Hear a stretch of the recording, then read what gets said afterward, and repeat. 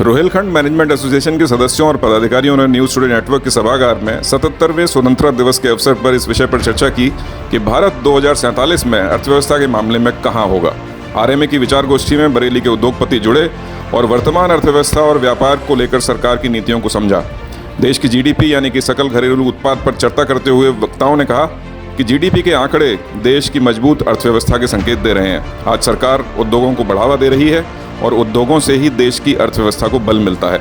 इस मौके पर डॉक्टर मनीष शर्मा, कदीर अहमद, नीरज सक्सेना, केवी अग्रवाल, सीएस अंकित अग्रवाल, डॉक्टर स्वतंत्र कुमार, डॉक्टर आशीष गुप्ता, प्रदीप मधवार समेत कई उद्योगपति व कारोबारी मौजूद रहे। आप भी सुनिए बढ़ते भारत बदलते भारत पर प्रबुद्ध जनों ने क्या कहा। सर, आज आरएमए की मीटिंग किस तरीके के सब्जेक्ट्स पे आज डिस्कशन? देखिए, अभी हमने अपनी आज़ादी की 77वीं वर्षगांठ बनाई है और आज की हमारी जो इकोनॉमी की जो स्टेट है उससे लेकर जो किसी भी सरकार का और हर भारतवासी का एक लक्ष्य है कि 2047 का भारत कैसा हो, इस बारे में हमने चर्चा की और हम सब लोग इस बात से बहुत खुश थे कि सरकार का एक लक्ष्य है कि दुनिया की तीसरी बड़ी इकोनॉमी हम जीडीपी की टर्म्स में भी बने, एक लक्ष्य लेकर सरकार चल रही है। परचेजिंग पावर पैरिटी में हम ऑलरेडी पिछले 20 साल से हैं, लेकिन एनालिसिस के दौरान ये भी पाया गया कि जब हम इस पर कैपिटा जीडीपी को देखते हैं तो ये बात ठीक है कि हम 3.1 ट्रिलियन की इकोनॉमी के साथ दुनिया की आज 5वीं सबसे बड़ी अर्थव्यवस्था हैं, लेकिन जब हम प्रति व्यक्ति आय के हिसाब से जीडीपी को देखते हैं तो दुनिया में 128वें नंबर पे आते हैं और ये एक चिंता का सबब है कि आज भी हम अंडर 100 भी अभी इस पे नहीं है।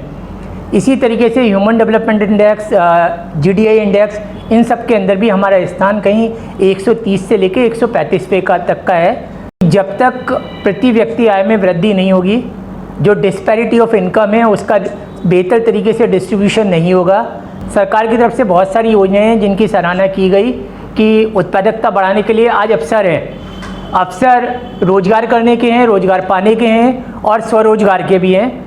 उन सब के बारे में विस्तृत चर्चा की गई और ये माना गया कि हम अगर अपनी जो भारत की टोटल जो कुल कैपेसिटी है, जो हमारी मानव संसाधन की क्षमता है, अगर हम सब लोग मिलकर उस पूरी मानव संसाधन की क्षमता के साथ एक साथ लग जाएंगे तो जो हम लक्ष्य 2047 का देखते हैं वो 2035 के आसपास पा पाएंगे।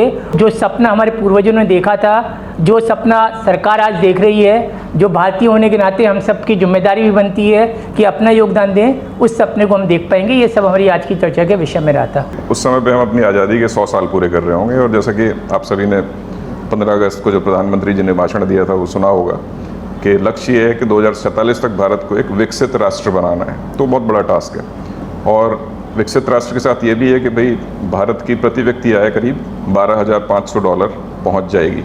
तो बहुत बड़ा विशाल लक्ष्य है, लेकिन इंडियन इकोनॉमी इस समय बहुत अच्छा कर रही है। आप देखिए उसकी बहुत सारी वजह हैं। चाइना पहले फैक्ट्री ऑफ द वर्ल्ड हुआ करता था, तो मैन्युफैक्चरिंग सारी की सारी चाइना में होती थी। पूरी दुनिया की बड़ी बड़ी कंपनीज़ की मैन्युफैक्चरिंग चाइना करता था, लेकिन आज की तारीख में इंडिया भी एक मैन्युफैक्चरिंग डेस्टिनेशन बन रहा है और वो हमारे लिए बहुत क्रिटिकल है। उसकी वजह यह है कि भारत शुरू में एक कृषि प्रधान देश था, एग्रीकल्चर डोमिनेटेड इकोनॉमी था, और उसके बाद सीधे हम एक सर्विस इकोनॉमी बन गए। हमारी आईटी सर्विसेज पूरी दुनिया में एक्सपोर्ट की जाने लगी, लेकिन मैन्युफैक्चरिंग हमारे यहाँ कभी डेवलप नहीं हो पाई। तो मैन्युफैक्चरिंग के कंट्रीब्यूशन जो जीडीपी में थे वो भी नीचे ही रहे।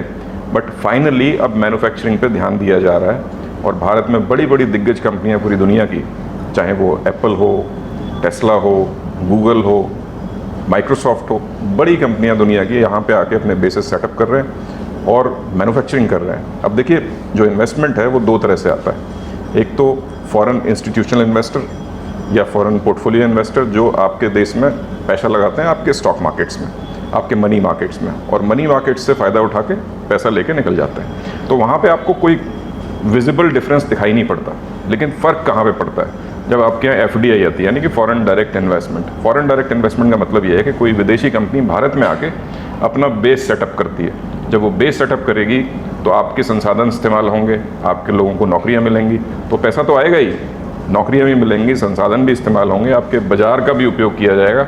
तो वो अब फाइनली हो रहा है। तो मैन्युफैक्चरिंग इंडिया में हो रही है और हमारे प्रधानमंत्री जी का एक और लक्ष्य ये है कि भारत को एक एक्सपोर्टिंग इकोनॉमी बनाना है, यानी कि भारत से सामान विदेशों को निर्यात किया जाएगा। उसके लिए बहुत सही समय इसलिए है क्योंकि चाइना को बहुत सारे कंट्रीज इस समय पसंद नहीं कर रहे हैं, और ज़्यादातर कंट्रीज़ की एक पॉलिसी है चाइना +1, यानी कि चाइना के अलावा एक और कंट्री ऐसा हो जहाँ पे हम अपनी मैन्युफैक्चरिंग करा लें और उसके बाद सामान को इंपोर्ट कर लें। तो इंडिया उसके लिए एकदम फिट देश है, क्योंकि देखिए एक तो पॉपुलेशन में हम आज की तारीख में दुनिया में सबसे बड़े कंट्री है, 1.4 बिलियन से ज़्यादा हमारी पॉपुलेशन है और बढ़ रही है। जो ट्रेजेक्ट्री है वो ग्रोथ वाली है।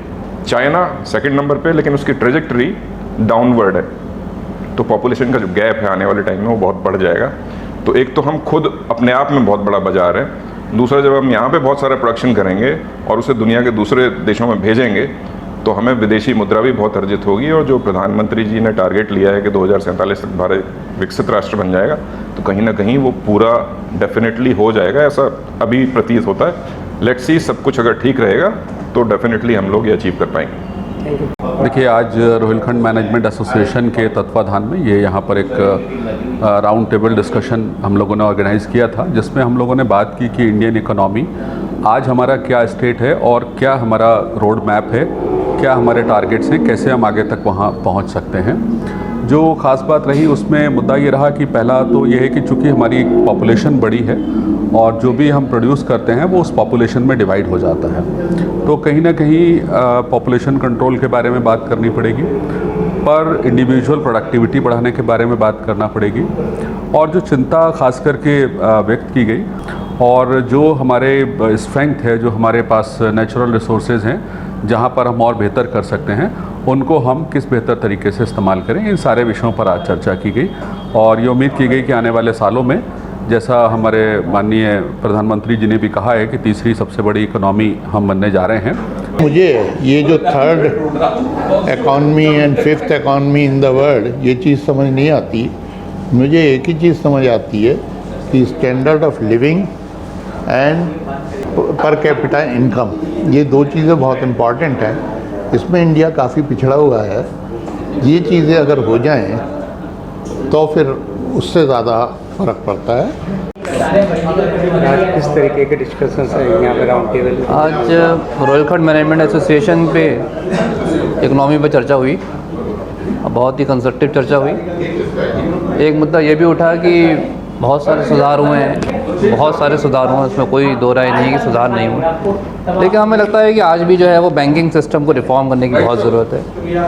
हर साल जो है वो हम देख रहे हैं कि लगभग 2 लाख करोड़ रुपए बैंक जो है वो बैड डेब्ट्स करके राइट ऑफ कर रहे हैं अपनी बैलेंस शीट से। तो ये पैसा कहीं ना कहीं जो है वो इकनॉमी को नुकसान पहुँचा रहा है। अगर ये ऐसा कोई सिस्टम बन जाए कि ये बैड डेब्ट्स हो ही ना, तो ये कम हो जाए किसी तरीके से, तो गवर्नमेंट वाकई में जो है वो इकनॉमिक रिफॉर्म्स की तरफ जा सकती है। आज जो इंडियन इकोनॉमी के ऊपर बात करी गई और हम लोगों ने जिस सारे विषय पे बात करी, एक मत होकर के ये देखा गया कि हम लोगों को जो पर कैपिटा इनकम है वो उसको बढ़ाना चाहिए, और उसको बढ़ाने के लिए हर एक का विचार अलग अलग था। जो अभी हम लोगों का जो फ्री में जो लोगों के जो लोअर लेवल है उसकी पर कैपिटा इनकम बहुत कम है, और बाहर ऊपर वालों की बहुत ज़्यादा है। उसके लिहाज से नीचे की ग्रो को आगे बढ़ा लें तो हम लोगों की जो हमारा टारगेट है 2047 का, वी थिंक उसको हम बहुत पहले अचीव कर सकते हैं। और हम लोगों का जो थर्ड इकोनॉमी का जो हम लोग सारे चर्चा कर रहे हैं, उसके लिए जो हमारे जो प्राइम मिनिस्टर हैं, उन्होंने जो अपने वो बनाए हैं, अपने नॉर्म्स बनाए हैं, वो इतने अच्छे हैं कि हमारे बाहर से लोग आकर के जो थर्ड इकोनॉमिक का हमारा टारगेट 2047 का है, वो शायद हम उसको अचीव बहुत जल्दी करके पूरा कर लें। धन्यवाद। अगर हम इकनॉमी में अगर तीसरे नंबर पे आना चाहते हैं या आ जाएंगे, तो उसके साथ साथ अगर हम पर कैपिटा इनकम पे नहीं बढ़ रहे हैं, तो उसके लिए हमें जो है वो घोड़ों को घोड़ों से, गधों को गधों से, हाथी को हाथी से कंपेयर करना चाहिए, ना कि हम अपने आप को ये कह लें कि साहब हम लोग 128वें नंबर पे। तो 128वें नंबर पे इसलिए हैं क्योंकि हमारी पॉपुलेशन ज़्यादा है। हम 60 ऑस्ट्रेलिया एक साल मतलब 60 ऑस्ट्रेलिया को फीड करते हैं। तो जब हम अगर इतना ज़्यादा पॉपुलेशन में हो जाएंगे तो हमारी नेचुरली है कि पर कैपिटा इनकम कम होगी। और ऐसा नहीं है कि जैसे भी बैंकिंग के सेक्टर में बात की गई कि साहब बैंकिंग सेक्टर में 2 लाख करोड़ रुपए का हम वो कर रहे हैं, बैड डेब्ट्स में डाल रहे हैं, तो कोई ऐसा ऐसा नहीं है कि वो बैंडर्स पे जा रहा है। वो चीज़ें जो हैं एक तरह से अलग लेजर में रख करके बैंक के लिए और एक स्ट्रेंथन प्रोवाइड करने के लिए की जाती हैं ये चीज़ें। और उसके साथ साथ ये भी एक ज़रूरी स्टेप उसमें लिया गया हैगा कि अब जो नए लोन्स हो रहे हैं वो बहुत बड़े लोन्स ना हो करके मीडियोकर लोन हो रहे हैं, जिसमें कि इकोनॉमी में बहुत स्टेबिलिटी आ रही है और इकोनॉमी स्टेबिलिटी से धीरे धीरे बढ़ रही है। तो देश को उन्नति करने के लिए जो सबसे ज़्यादा चिंता व्यक्त की गई वो डिस्पैरिटी ऑफ इनकम में बहुत डिस्पैरिटी है, उस पर चिंता की गई। और करप्शन पे कम कैसे हो उस पर चिंता की गई, प्रोडक्टिविटी कैसे बढ़े उस पर चिंता की गई। रोहिलखंड मैनेजमेंट एसोसिएशन ऐसे ही राउंड टेबल के प्रोग्राम थोड़े समय के बाद करती रहती है। हमारे जितने भी मेंबर हैं वो सब PhD करे हुए हैं, सब इंटेलेक्चुअल्स हैं और काफ़ी कुछ लोग एक दूसरे से सीखते हैं।